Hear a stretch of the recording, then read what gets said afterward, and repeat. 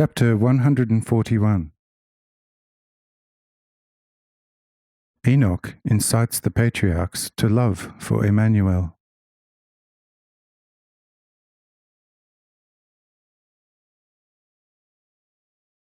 Enoch understood quite well what was still missing, and so he went promptly to the patriarchs and addressed the following words to them in the name of Emmanuel. O fathers, hear a word from my mouth in the name of Emmanuel. The altar is now ready, and it is hallowed and pure before God, since God himself helped my weak hands to build it.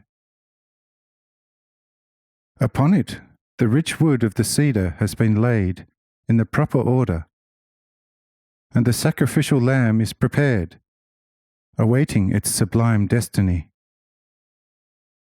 And thus everything is ready, except one thing, and that is you, fathers. Adam, you are prepared, and so is the mother Eve with you, because you are one flesh.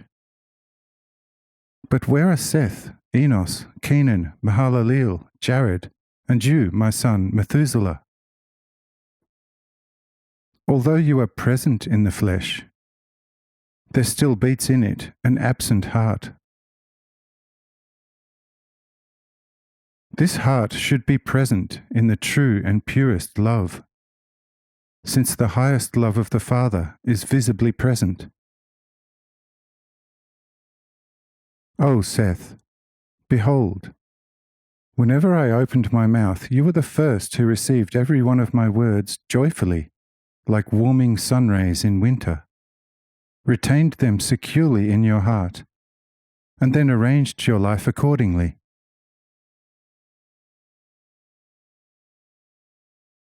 But now that the Lord himself is walking among us, teaching us and speaking with such love that the hardest stones could turn into oil, and every little blade of grass, every bush and every tree trembles from exceedingly great delight and bliss before him who walks with us and teaches us such sublime things.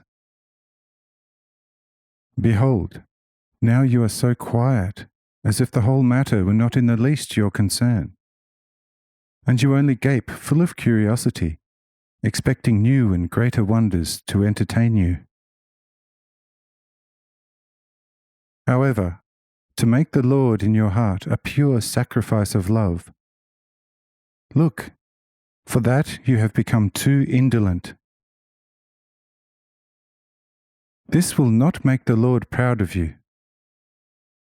Therefore, rise, prepare your heart, and then hurry to the Lord, that he may receive you again, as he has received Adam, Lamech, Abiram, Jurah, Busan, Ohorion, and many others, and, everlasting thanks to him, finally me too. Rise, hurry, and do not miss out on life, for behold, you are dead. Therefore hurry after the life of love, while it is walking visibly among us. He who will not seize it now with great haste like Lamech, truly, he will lose it forever. Such is the Lord's will. Amen. Amen to you, Father Seth.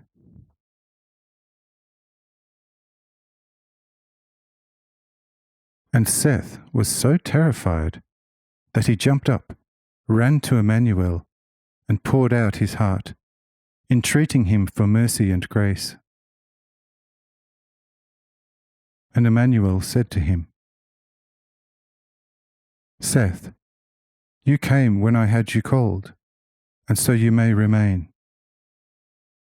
But in future, only those shall remain who will come without being called, and will in spirit and in truth and love for me exclaim, Abba, Abba, Abba, your holy will, Amen. Do understand this well, and be pure, Amen.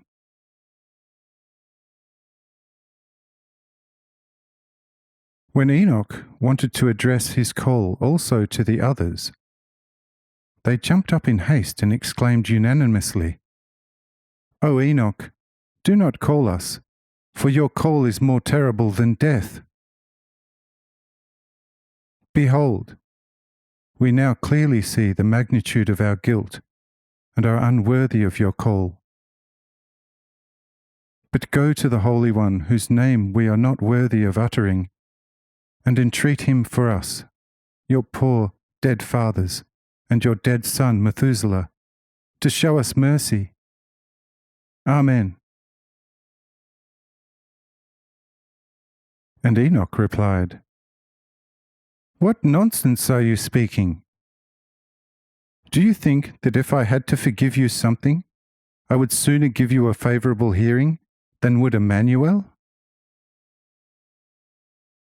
Oh, how blind and deaf you are! I, the very imperfection, who have nothing, know nothing, I, who have only just arisen in love through the Lord's boundless mercy, and in whom all that is good is purely of the Lord, thus a free, completely undeserved gift. Do you think I would be more merciful than Emmanuel, who is supreme love and supreme mercy in person, full of gentleness, forbearance, and the greatest patience with every weakness? Oh, think better of it, and do not make me a new sinner before him. Truly, if it depended on me, I would only curse you with my greatest favour, compared to Emmanuel glancing at you with just one eye. Therefore, open your hearts and hurry to the Father. For not I, but He, the so endlessly concerned Holy Father, who is supreme love, is calling you through my useless and weak tongue. So go where love, life, and mercy are always to be found, and do not ever ask for my intercession, but turn to Him whose infinite love had you called. Amen. And full of remorse at their folly, they all went to Emmanuel, confessed their guilt, and poured out their hearts to him.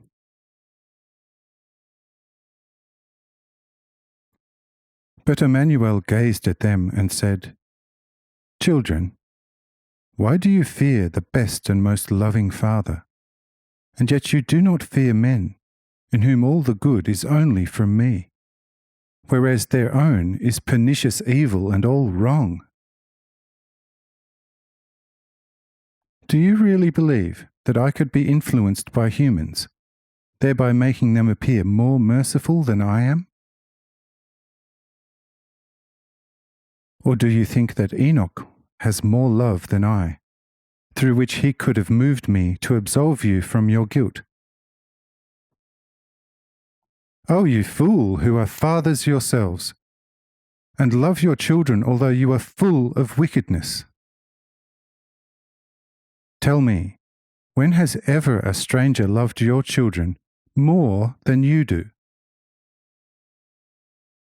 Or whose voice would you rather favour, that of your child or that of an unauthorized and imperfect intercessor? If that is how you men who are full of evil before me act, how could you think so absurdly of me?